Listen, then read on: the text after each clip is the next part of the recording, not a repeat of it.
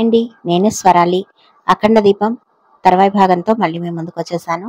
Story కనుక నచ్చినట్లయితే like చేయండి, షేర్ చేయండి, అలాగే సబ్స్క్రైబ్ చేసుకోవడం అస్సలు మర్చిపోకండి. కామెంట్ కూడా పెట్టండి. ఓకే, ఇక లేట్ చేయకుండా మనం మన స్టోరీలోకి వెళ్ళిపోదాము. వచ్చే 4 రోజుల లోపల నాకు సరయుకి పెళ్లి జరిగిపోవాలి, అంతే కదా అమ్మ నీకు కావాల్సింది అని అడిగాడు సంతోష్. అంతే అన్నట్లుగా తల ఊపింది భువనేశ్వరీదేవి. అయితే అందరూ వినండి, ఒకవేళ నేను కనుక వేరే పెళ్లి చేసుకుంటే ఈ ఆస్తి మీద నాకు ఎలాంటి హక్కు ఉండదు. ఒకవేళ మైథిలి బతికి ఉంటే కనుక ఆస్తి మైథిలికి చెందుతుంది, లేకపోతే అనాథాశ్రమానికి చెందుతుంది. నాన్నగారు అలా ఎందుకు విల్లు రాశారో నాకైతే తెలియదు, కానీ ప్రస్తుతం నాకు మా అమ్మ ఆనందం ముఖ్యం, కాబట్టి నేను ఒక నిర్ణయం తీసుకున్నాను అని అన్నాడు సంతోష్. ఏంటి ఏంటది అంటూ తడబడుతూ అడిగాడు ప్రభాకర్. ఎవరైనా ఒక మనిషిని పంపించి మైథిలిని వెతికిస్తాను. తను ఒకవేళ దొరికితే కనుక ఈ ఆస్తి మొత్తం తన చేతిలో పెట్టేసి నేను హ్యాపీగా సరయుని పెళ్లి చేసుకుంటాను. మా అమ్మ కోరిక తీరుతుంది. ఒకవేళ తను దొరకకపోతే ఈ ఆస్తి మొత్తాన్ని అనాథాశ్రమానికి అప్పగించేసి సరయుని పెళ్లి చేసుకుంటాను అని అన్నాడు సంతోష్. అదేంటి సంతోష్, ఆస్తి మొత్తం అనాథాశ్రమానికి ఇచ్చేస్తే మరి మీరెలా బతుకుతారు అని అడిగాడు ప్రభాకర్. అదేంటి మావయ్య అలా అంటావు? నాకు మీరందరూ లేరా? నన్ను అనాథలా వదిలేస్తారా? లేదు కదా, నేను సరయు అమ్మ అందరం కలిసి నీ దగ్గరికి వచ్చి ఉంటాము. నీ బిజినెస్లు అలాగూ ఉన్నాయి కదా, వాటిని చూసుకుంటూ హ్యాపీగా ఉండిపోతాను అని అన్నాడు సంతోష్. సంతోష్ చెప్పిన మాటలు విన్న ప్రభాకర్కి, మంజులాకి మాత్రమే కాదు, భువనేశ్వరి సరయుకి కూడా చెమటలు పట్టడం మొదలుపెట్టాయి. అంత ఏసీలో కూడా వాళ్ళకి చెమటలు పట్టడం చూసి తనలో తనే నవ్వుకున్నాడు సంతోష్. ఏంటి, ఎవరు ఏమి మాట్లాడరు? మీకేమైనా అభ్యంతరం ఉందా? మీ ఇష్ట ప్రకారంగానే సరయుని పెళ్లి చేసుకుంటానన్నాను కదా, మరి ఎందుకని మీరు హ్యాపీగా అనిపించడం లేదు అని అయోమయంగా ఉన్నట్లుగా అడిగాడు సంతోష్. లేదు లేదు, నాకు సంతోషంగా ఉంది, నాకు చాలా సంతోషంగా ఉంది. అసలు ఈ సంతోషాన్ని నేను తట్టుకోలేకపోతున్నాను అని వెటకారం కలిసిన నవ్వుతో అన్నాడు ప్రభాకర్. అవునవును, నాకు కూడా చాలా సంతోషంగా ఉంది. మొత్తానికి నువ్వు సరయుని పెళ్లి చేసుకోవడానికి ఒప్పుకున్నావు, నాకు అంతే చాలు అని అన్నది మంజుల. ప్రభాకర్ సంతోష్ చూడకుండా భువనేశ్వరి దేవికి సైగ చేశాడు. ఈ ప్రాబ్లంకి నువ్వే సొల్యూషన్ ఆలోచించాలి, ఏదైనా చెయ్యి అన్నట్టుగా సైగ చేశాడు ప్రభాకర్. నాన్న సంతోష్, నేను నీకు సరయుకి పెళ్లి జరగాలి అని అనుకున్న మాట నిజమే, కానీ అలాగని ఆస్తి మొత్తం పోతుంటే చూస్తూ ఉండలేము కదా. ముందు ఆ మైథిలి ఎక్కడుందో వెతికించి చట్ట ప్రకారంగా అన్ని ప్రొసీజర్స్ పూర్తి చేసిన తర్వాత అంగరంగ వైభవంగా నీకు సరయుకి పెళ్లి జరగాలి, అదే నా కోరిక అని అన్నది భువనేశ్వరీదేవి.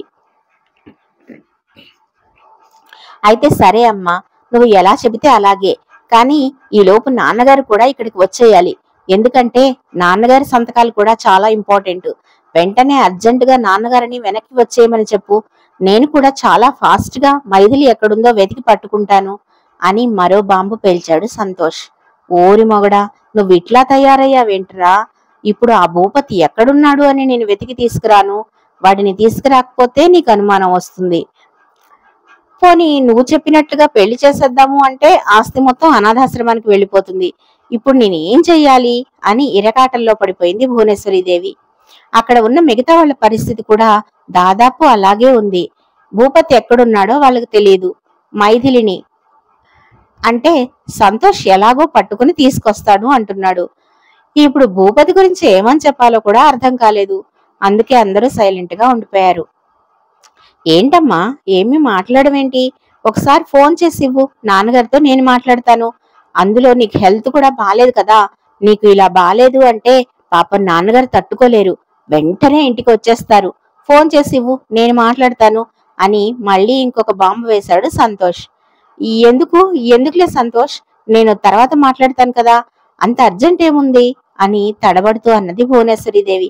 అదేంటమ్మా అలా అంటావు? నాన్నగారితో మాట్లాడి చాలా రోజులైంది, ఒకసారి మాట్లాడతాను. అసలు తన ఆరోగ్యం ఎలా ఉందో ఏంటో మనం కూడా తెలుసుకోవాలి కదా.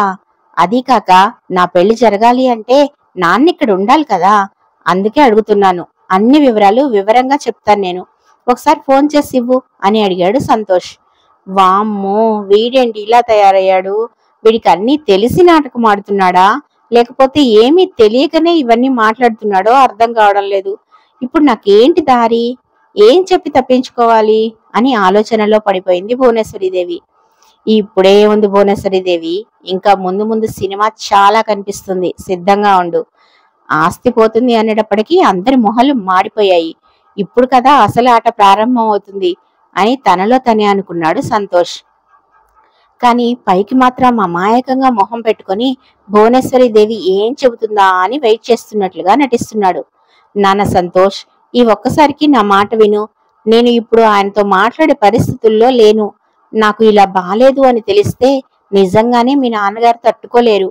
అదీ కాక ఆయన ఆరోగ్యం ఇప్పుడిప్పుడే కొంచెం కుదుట పడుతోందట. అలాంటి సమయంలో ఇవన్నీ చెప్పి ఆయన్ని ఇబ్బంది పెట్టడం సరైన పద్ధతి కాదు కదా. ఆయన పూర్తిగా కోలుకొని ఇంటికి వచ్చిన తర్వాత మీ పెళ్లి విషయం ఆలోచిద్దాం. ఈలోపు నా ఆరోగ్యం కూడా కుదుట పడుతుంది కదా.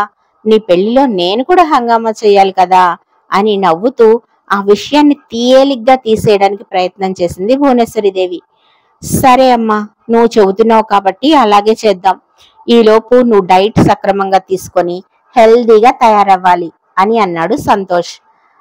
ఆ ప్రాబ్లం అక్కడతో సాల్వ్ అయినందుకు అందరూ గట్టిగా ఊపిరి పీల్చుకున్నారు. కానీ అంతలోనే సంతోష్ మరో బాంబు వేశాడు.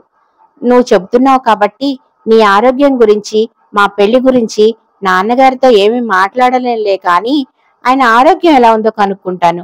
ఒకసారి ఫోన్ చేసి ఇవ్వు, లేకపోతే నాన్నగారి ఫోన్ నెంబర్ ఇవ్వు, నేను మాట్లాడతాను అని అన్నాడు సంతోష్. అబ్బా, వీడి విషయాన్ని వదిలిపెట్టేలా లేడు కదా.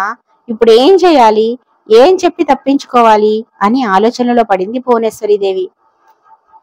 అదేంటక్క అలా ఆలోచిస్తావేంటి? వాడు ఫోన్ నెంబర్ అడుగుతున్నాడు కదా, ఇవ్వకపోయావా? నువ్వు ఇందాక ఫోన్ చేస్తే బావ లిఫ్ట్ చేయలేదు కదా, మీ మొబైల్లో ఉంది కదా అదే నెంబర్, అదే సంతోష్కి ఇవ్వు అని ఎవరూ చూడకుండా సైగ చేశాడు ప్రభాకర్. వెంటనే భువనేశ్వరీదేవి తను అంతకు ముందు మాట్లాడిన లేడీ నెంబర్ ఇచ్చింది. ఆ నెంబర్ చూడగానే సంతోష్ కనుబొమ్మలు రెండూ ముడిచి, అమ్మా, ఇది నాన్నగారి నెంబరేనా అని అనుమానంగా అడిగాడు. అదే నెంబర్ నాన్న, నీకెందుకు డౌట్ వచ్చింది అని అడిగింది భువనేశ్వరీదేవి. సంతోష్ పెద్దగా నవ్వుతూ, నాన్నగారిని నువ్వు అబ్రాడ్ పంపించానని చెప్పావు, ఇది చూస్తే ఇండియా నెంబర్, నువ్వేదో పొరపాటు పడుతున్నట్టున్నావమ్మా, నాన్నగారి నెంబర్ వేరే ఉంటుంది, అది ఇవ్వు అని అన్నాడు సంతోష్. లేదు సంతోష్, ఈ నెంబర్కే చేశాను, కానీ వాట్సాప్ కాల్ చేశాను. నాన్నగారి దగ్గర ఉన్నది కూడా ఇండియా నెంబరే. టైమింగ్స్ చూసుకొని ట్రై చెయ్యి, నాకు చాలా అలసటగా ఉంది, ఇక నేను పడుకుంటాను అని ఆ టాపిక్ చేంజ్ చేయడానికి ట్రై చేసింది భువనేశ్వరీదేవి. అవునవును, నువ్వు ఫుడ్ తీసుకునే టైం కూడా అయింది, పదండి మావయ్య, మనందరం భోజనం చేద్దాము, అమ్మని నేను తీసుకొని వస్తాను అని భువనేశ్వరీదేవిని పట్టుకొని నెమ్మదిగా నడిపించుకుంటూ డైనింగ్ ఏరియాలోకి వచ్చాడు సంతోష్. ఇప్పుడు మళ్ళీ ఆ చప్పిడి కూడా పెడతాడనుకుంటా, భగవంతుడా నాకేంటి శిక్ష అనుకుంటూ ఏడ్చుకుంటూనే ఆ డైనింగ్ టేబుల్ దగ్గరకు వచ్చి కూర్చుంది భువనేశ్వరీదేవి. అప్పుడే కథ అయిపోలేదు. ఇందాక సరయు ఇచ్చిన పాలు తాగింది కదా. భువనేశ్వరీదేవిలో నెమ్మది నెమ్మదిగా కొన్ని మార్పులు రావడం మొదలయ్యాయి. మరి అది ఎక్కడికి దారి తీస్తుందో వేచి చూడాల్సిందే. Boy friends.